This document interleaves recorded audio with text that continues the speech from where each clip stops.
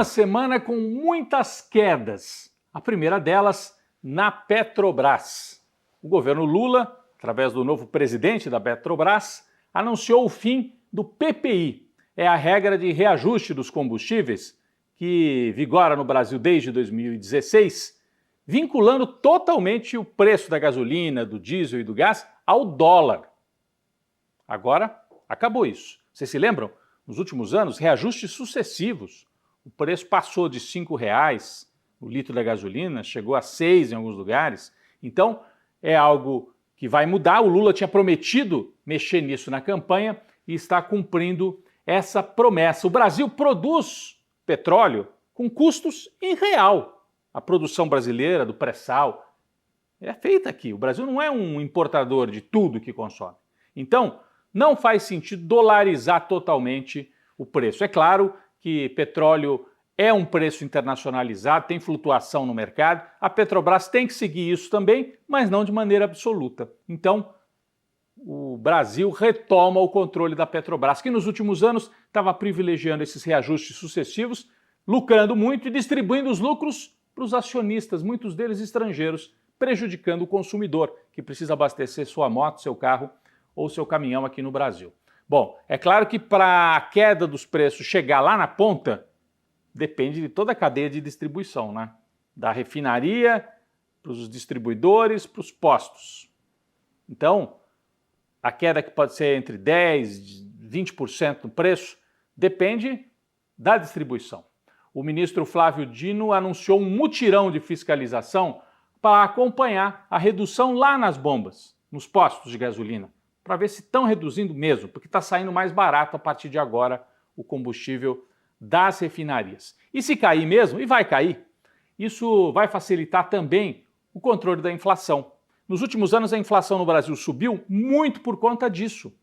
Aumento de diesel impacta preço de alimento, porque é distribuído nos caminhões. Então, se cair o diesel, cai também o preço de alimentos e de outros produtos, a inflação diminui e aí o Banco Central também pode reduzir os juros, já que mantém os juros altos, com a desculpa, olha, a inflação está alta, tem que deixar o juro alto também para ver se cai a inflação. E a inflação vai cair, talvez não por causa dos juros, mas por causa da mudança na política de preços na Petrobras. Bom, eu falei uma semana de muitas quedas. Outro que caiu foi o Deltan Dallagnol, ex-chefão da Lava Jato em Curitiba, parceiro do Sérgio Moro. Vazaram as conversas do Dallagnol com o Moro, combinavam tudo, fizeram uma combinação para condenar o Lula sem provas. O Deltan Dallagnol é aquele famoso do PowerPoint, lembram? Fez um PowerPoint ainda na fase de investigação para criar aquele clima de que o Lula já era condenado. E ele disse naquele dia, eu não tenho provas, mas tenho convicção. E assim foi feito. E depois a Lava Jato foi desmascarada. Mesmo assim, Deltan Dallagnol, no Paraná, conseguiu se eleger deputado federal. Só que ele respondia a vários pedidos de investigação, investigações internas no Ministério Público, justamente por causa dos desvios de conduta durante a Lava Jato. Ele renunciou ao cargo de procurador e promotor lá no Paraná rapidinho para ver se escapava das punições no Ministério Público e concorreu a deputado para fugir da punição. Só que isso não pode. Pela lei da ficha limpa, se o sujeito está já com investigação, com pedido de investigação, ele não pode renunciar ao cargo e aí ficar, se salvar ali com base na eleição para deputado. Então, o Tribunal Superior Eleitoral, por unanimidade, cassou não o mandato, mas a candidatura do Deltan. Ele não poderia nem ter sido candidato. Então, isso foi suspenso, ele perde o mandato de deputado federal.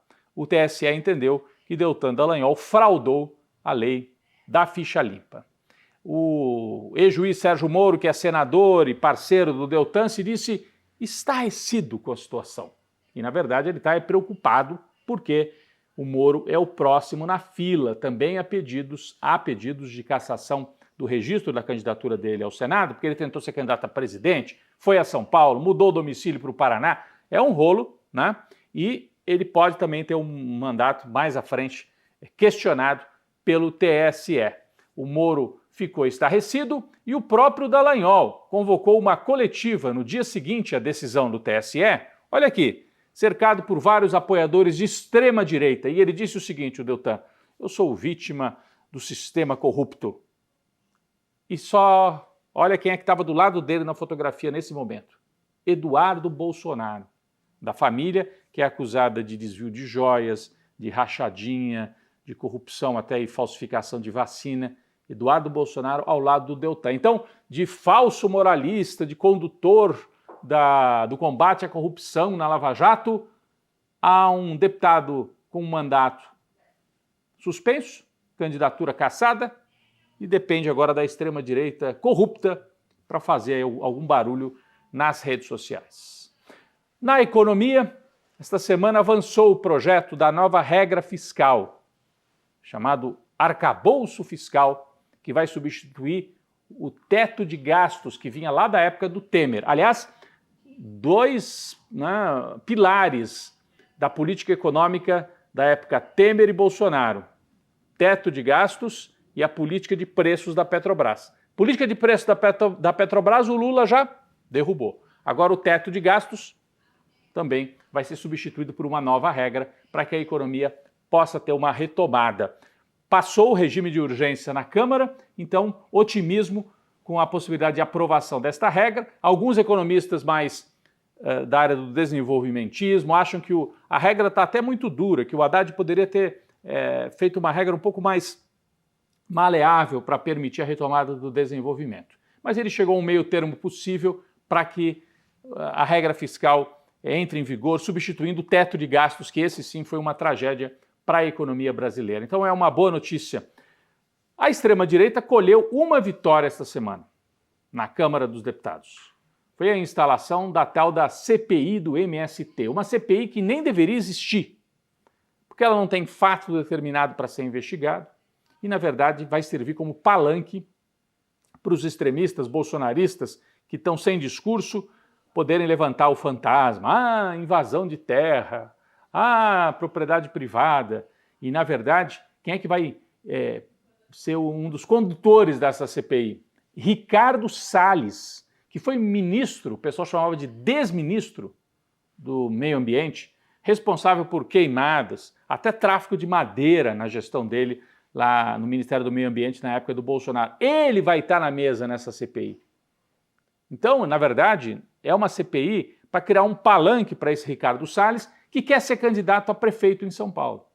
Então, é algo que a gente tem que ficar atento e é realmente uma vitória. Eles vão fazer daquilo ali um circo do extremismo e do bolsonarismo. O Bolsonaro deu sinais esta semana de que vai abandonar ou pode abandonar o Mauro Cid, que foi o ajudante de ordens dele. O Bolsonaro visitou o Congresso, foi ao gabinete do filho, do Flávio Bolsonaro, de um dos filhos, né? E disse a seguinte frase em relação ao Mauro Cid: cada um tem que seguir a sua vida. Do tipo, ele que se vire. O Mauro Cid, que está preso, está envolvido no caso da falsificação das vacinas, das joias contrabandeadas e dos cartões corporativos usados pela Michele Bolsonaro e também do golpe de Estado de 8 de janeiro. 4 casos. Bolsonaro disse, cada um que siga a sua vida. Querendo dizer, cada um que siga o seu caminho.